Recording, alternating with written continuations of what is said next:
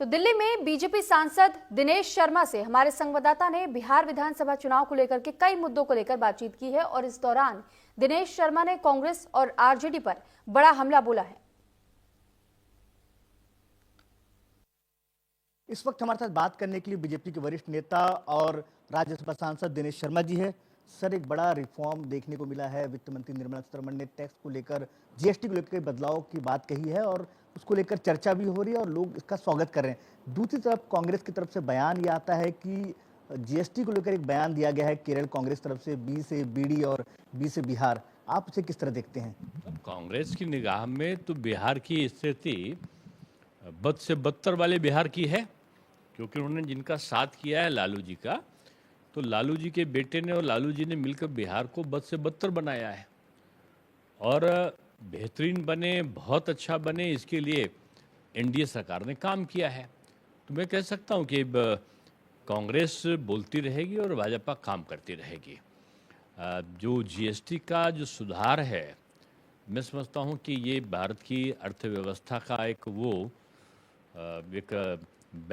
Barometer बन के सामने आया है कि भारत अपनी आर्थिक स्थिति को न केवल सुधारेगा बल्कि आत्मनिर्भर भारत की तरफ बढ़ेगा। जीएसटी का जो स्लैब खत्म किए हैं, बहुत सारी चीज़ें तो कर मुक्त हो गई हैं, बहुत सी चीज़ों में बहुत ज़्यादा परिवर्तन हो गया है जो आवश्यकता की वस्तुएं थी। अब दो स्लैब जो 28% का था और जो 12% का था, वो दोनों को समाप्त ही कर दिया। यानी जो प्रधानमंत्री जी ने 15 अगस्त का भाषण दिया था, उसके 15 दिन बाद ही ये सारे कुछ हो जाना, ये भारत की आर्थिक व्यवस्था के उन्नयन का सूर्योदय है।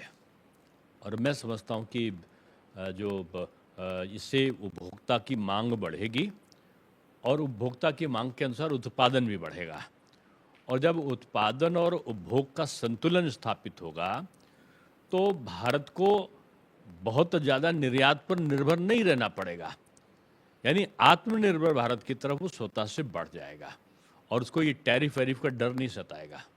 लेकिन आप लोगों ने ये कदम उठाया है, सरकार ने कदम उठाया, लेकिन कांग्रेस के कई नेता ये कहते हैं कि राहुल गांधी जो मुद्दा उठाते हैं उसको बाद में सरकार को मानना पड़ता है। चाहे इसके पहले कई एग्जाम्पल उन्होंने दिए हैं, चाहे कोरोना को लेकर कहा हो, अब जीएसटी को लेकर नेता प्रतिपक्ष पिछले कई समय से मुद्दा उठा रहे थे। अशोक गहलोत का कहना यह है कि हमारे नेता प्रतिपक्ष ने यह मुद्दा उठाया, इसलिए प्रधानमंत्री नरेंद्र मोदी को इसको रिफॉर्म को बदलाव में लाना पड़ा। अब उन्होंने कब बदलाव के लिए भी बात किया था? उन्होंने तो जीएसटी को समाप्त करने की बात करी थी, गब्बर सिंह टैक्स बताया था। अब यही गब्बर सिंह टैक्स जिसको कांग्रेस कहती थी, वो अमरता प्रदान करने वाला और आर्थिक स्थिति को एक बूस्ट, एक बहुत बड़ी शक्ति देने वाला ये टैक्स का जो प्रकल्प है वो बनकर सामने आया है। और मैं समझता हूँ कि राहुल जी तो कब क्या बोलते हैं वो शायद स्वयं नहीं जानते।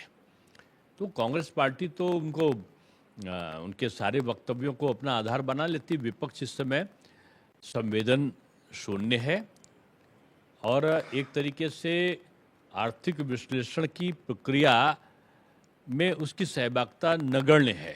बात करने के लिए कैमरामैन अरब के साथ पंकज वानखड़े, न्यूज इंडिया, नई दिल्ली। तो श्रावस्ती में